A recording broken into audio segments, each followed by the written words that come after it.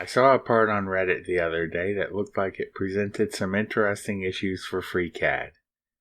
This isn't exactly that object, just my quick take on it. It looks like it's some sort of machine cover. I'm guessing it's supposed to be placed over some threads with the ring providing a gasket seal of sorts, and then bolted down probably with washers. It may be curved for aerodynamic reasons, or perhaps more likely so that some frequently accessed part of a machine can protrude above the surface and be easily accessed. Nevertheless, it presents interesting issues for FreeCAD. It seems to really want to be designed as a rotated profile, and then posts that become counterbores extended up to the inner surface of the hemisphere. Unfortunately, while FreeCAD does offer pad to face in the part design workbench, it only works on a flat face, not on a curve. Let's get to it. I'll start by constructing the dome shape. I'll sketch the cross section and then revolve it. So new sketch on the XZ plane. Rough in a 3-point arc.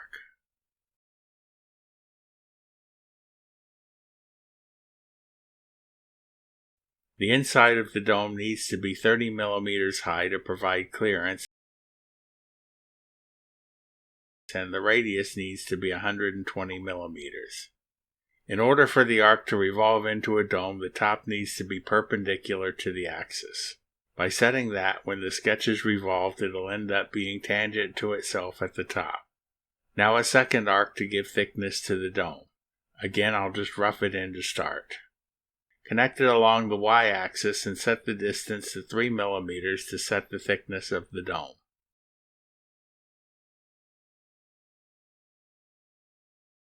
To make the arcs concentric, I'll find the center points of the two arcs and force them to be coincident. Note that because the outer arc is concentric to the inner arc, there's no need to constrain it perpendicular to the axis. That's already built into the geometry. Now I'll just drop in one more line to close the shape.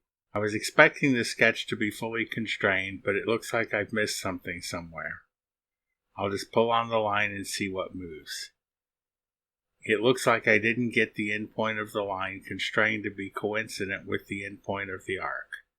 I'll just fix that real quick. That's better. As you can see, we're fully constrained now, so I can close the sketch and do the revolution.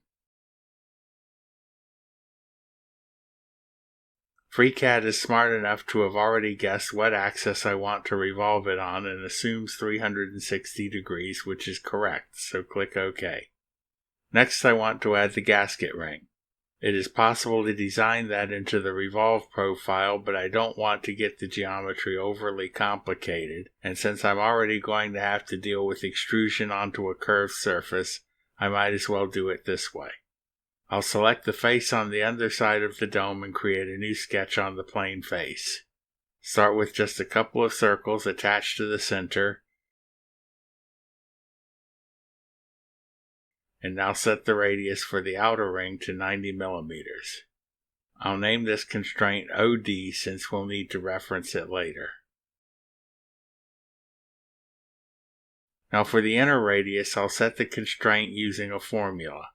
Constraints.od minus 3 millimeters. This will give us a 3 millimeter thick ring. A simple rule of thumb when adding a formula: if the result turns red, you probably need to add your units. So now we're fully constrained, so close the sketch.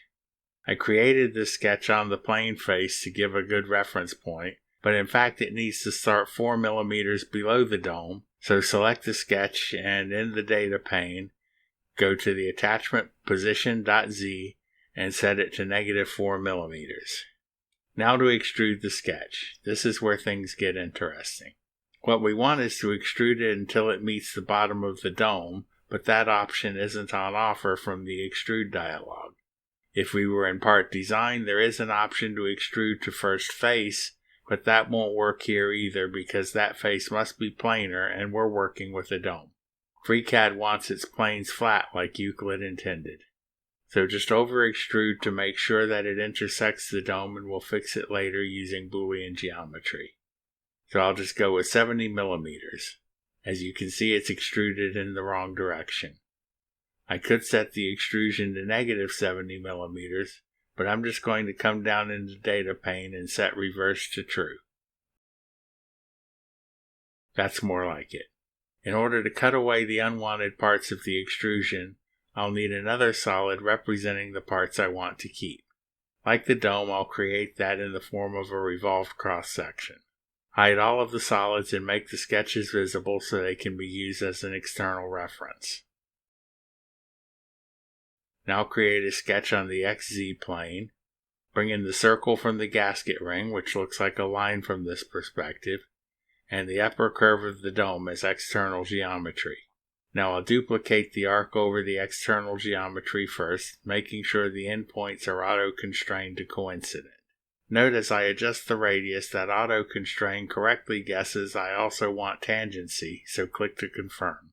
Now I'll drop a line down from the top of the arc, making sure to auto-constrain coincidence, and down at the bottom I'm letting it auto-constrain vertical and to be on the external line.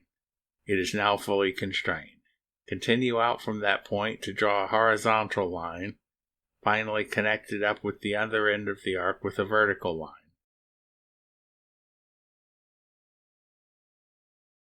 I was expecting a fully constrained sketch, but I see that I have 1 degree of freedom. I've missed a constraint somewhere. I'll just try pulling on a few things to see what moves. As you can see, it's the end of the horizontal line, not coincident with the vertical line. I'll just fix that up real quick. It looks like I missed the vertical constraint on the connecting line as well, so add it now. Finally, the sketch is fully constrained. Now evolve the new sketch to form a filled-in dome with a skirt. I'm going to rename the revolve to mask. I'll make the other solids visible again. So now I can select the extruded ring, select the mask, and do a Boolean intersection. Now for the posts that will become the counter bores and bolt holes. I'm going to attach this sketch to the bottom of the ring as a plane face. Start with the circle centered on the axis. I'm going to position that circle by referencing the OD constraint in the sketch that created the ring.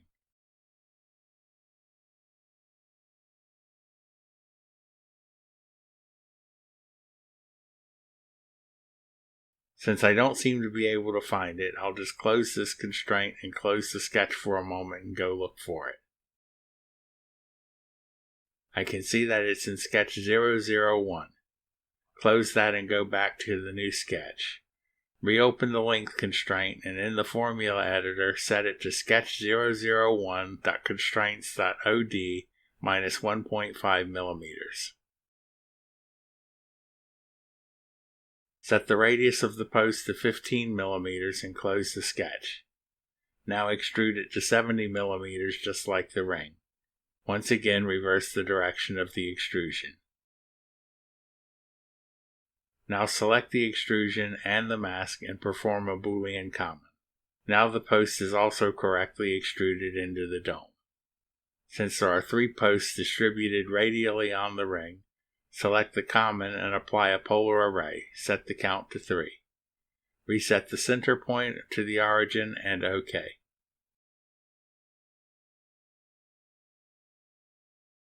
Just to help keep things straight, rename the array to post array and rename the common to gasket ring.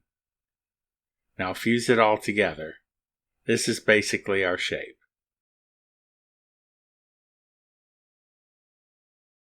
Now we just need to make the counter bores and the bolt holes. The natural way to do this in the part workbench is to create a cutting tool. I'm going to open up the tree a little bit and hide away all of the solids, leaving just the sketches as an outline.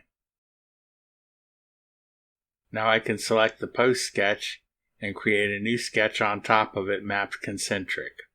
I'll create a circle on the origin and constrain it to a radius of 6 millimeters. Close the sketch and extrude it to 70 millimeters. Just as before, I'll need to reverse the direction. That will cut the bolt hole.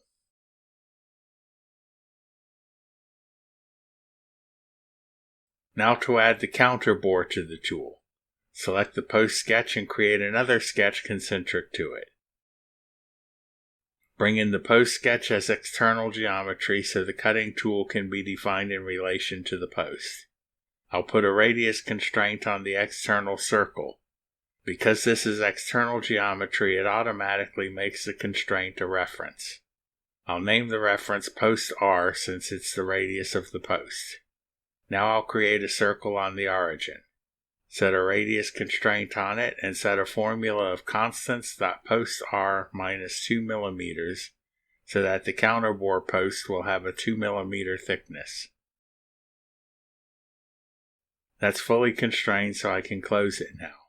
Since I want a 2 millimeter thick floor on the counterbore, I'll click on the sketch and in the data pane I'll change attachment position.z to minus 2 millimeters. Extrude the sketch to 70 millimeters, as usual reversing the direction. But on second thought, I think maybe we need a 3 millimeter thick floor to better support being bolted down.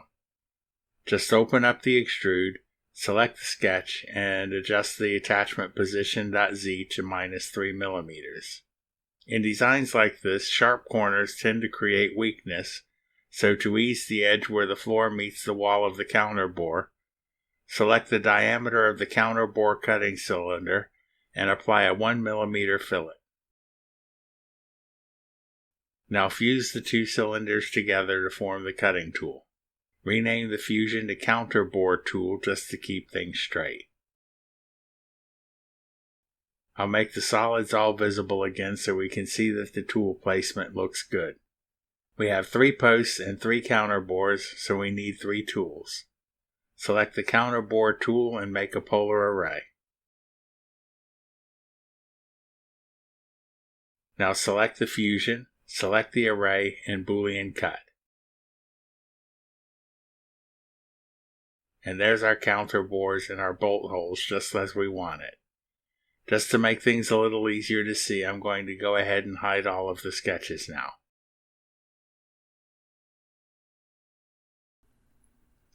Thank you for watching. If you liked this video or found it useful, please like, subscribe, and share. If there's anything you'd like to see covered here, please let me know in the comments below.